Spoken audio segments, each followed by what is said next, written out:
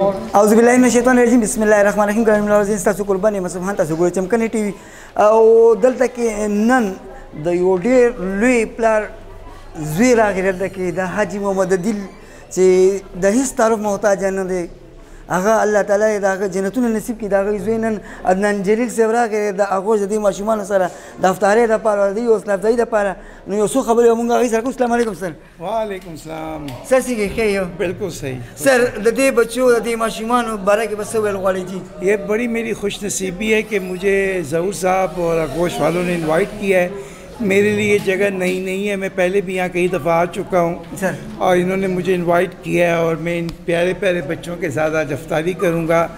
آج میں نے باقی اپنی 4 افطاری چھوڑ کے میں نے ان کو امپورٹنس دی ہے کہ وہ افطاریاں ہوتی رہتی ہیں, لیکن آج میں ان کے ساتھ دن گزارنا چاہتا ہوں. سر آئے آپ یہاں پہ آغوش کو کیسے پایا سر؟ آغوش جی ایک بہت اچھا آرگنائزیشن ہے.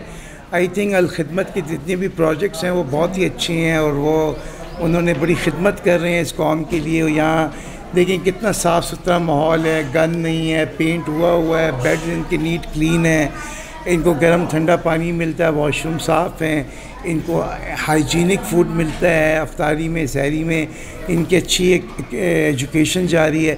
تو آئی تھنک یہ سب بلیسنگ ہے ہماری کمیونٹی کے لیے, کیا کہو جیسے انسٹیٹیوٹس ہیں اور وہ بچوں کا بڑا خیال رکھ رہے ہیں, ان کی خدمت کر رہے ہیں. سر جو صاحب استطاعت ہیں ان کو آپ کیا میسیج دیں گے سر؟